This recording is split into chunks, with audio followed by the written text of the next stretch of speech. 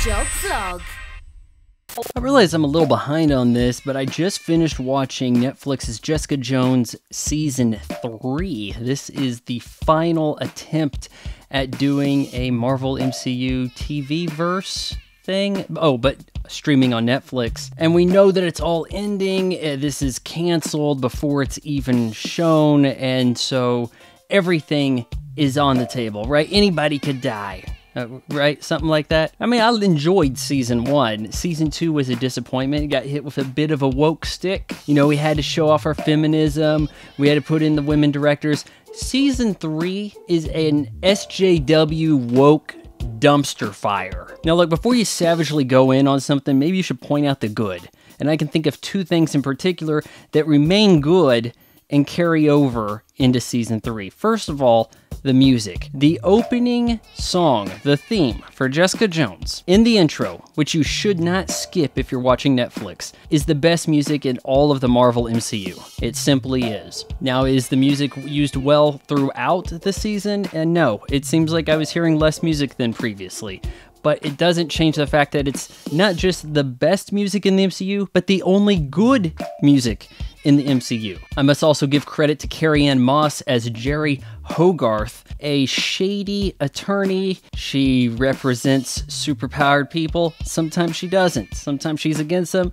She does a lot of things her way. Very selfish character. An uneasy ally, kind of like Magneto in X-Men. Really the most compelling character on the show and the best reason to watch. Krysten Ritter as Jessica Jones isn't bad either. I just don't think that she had a whole lot to do this season, which is really weird for a show where she's the titular character. And they so cheaped out on everything. Most of her powers are sound effects breaking doors. Every time she opens a door regularly, we'll just add a sound effect to make it seem like she forced her way in and broke it.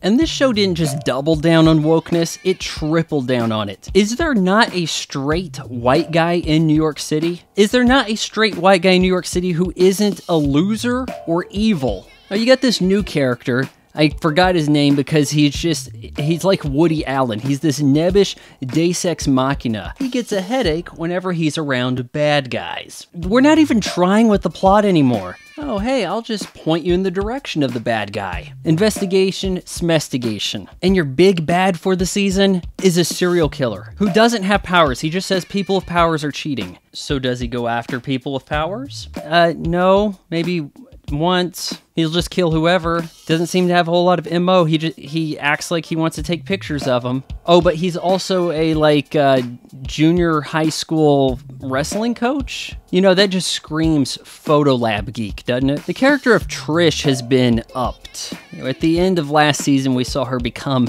Hellcat, essentially. She got powered, she has some agility, dexterity, she can see in the dark. That's about it. She has to try on her OG costume, you know, for your Easter egg. But she does retain the color scheme, running around in yellow and blue as she does, I don't know, dastardly shit. It's weird how no one can seem to figure out that she is the new person on the scene. I mean, with those eyebrows and eyes, you're telling me you can't identify her. But back to the wokeness. There is an overwhelming number of LGBT characters being represented here.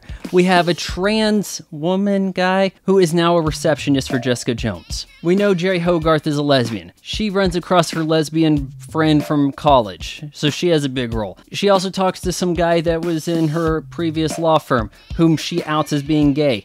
Then we have this guy Costa, the cop who's helping Jessica Jones on occasion. Also a gay dude adopting a black kid. With the last name Costa, let's give him some ethnicity, okay? But that leaves us two white guys in all of the story. One is our Deus Ex loser, the other is the serial killer. Then we run across this issue where, yeah, there's gonna be some spoilers.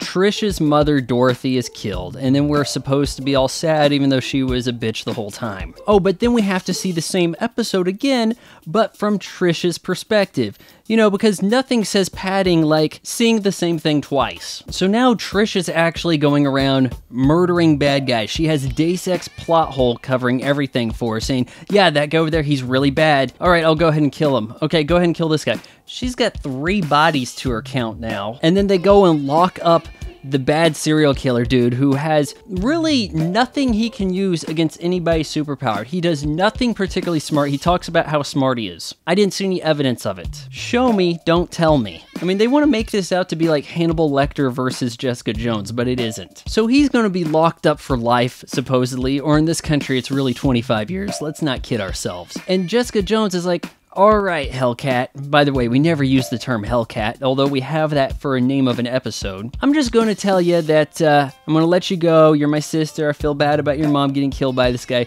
But hey, he's going away forever, so everything's going to be cool. All right? Yeah, okay, fine. Let's hug it out. Forget the fact that I killed your mom and several other people, and now you want to say I'm dangerous after I kill this guy. Deservedly so, and we even have sad music playing when the serial killer's murdered. Okay, so now I'm not supposed to believe in the death penalty? Is that what this whole show is leading up to? Jerry Hogarth screams when finding the body in the elevator and then has to be consoled with blankets. This cold-hearted bitch who sent some lesbian lover of her to go kill a guy is now screaming over a dead body. Oh, and by the way, if you have half a brain, you're rooting for Trish. She's going around cleaning up the city, doing the work no one else is willing to. And you're supposed to actually be thinking she's the bad guy, because the woke police said so. Trish has a litany of bad guys to her body count, and this is the last straw for Jessica Jones. Now they have to duke it out. Mind you, Jessica herself killed Kilgrave, and what the hell does she think of Frank Castle? Yeah, not even a climactic battle, to be honest with you. It's a lot of running around, a lot of, I'll take this lady hostage, all right, you got a gun on me? Okay, fine. Switch places. Could have been a great time for Jerry to go ahead and shoot her. Let's turn the lights off in a practically empty warehouse and just punch each other. Whoopity-doo. So yeah, the show actually ends with Hellcat, who has Avenger affiliation, going to prison forever on the raft. Remember what did they do? They put the Arrow guy and some of the lesser Avengers, Falcon, right? Remember that? And then they easily got out. And so Jessica Jones has to move on with her life, close up Alias investigations, hand that over to Malcolm, the reformed drug addict turned investigator, and get a ticket out of town, only to be, I don't know, antagonized by the Purple Man. And then she's like, you know what? I changed my mind. So what, you're gonna just ask for the keys back from Malcolm? Season 3 of Jessica Jones. Now look, I don't rate television shows, but this is a level of suck I haven't seen since Falling Skies.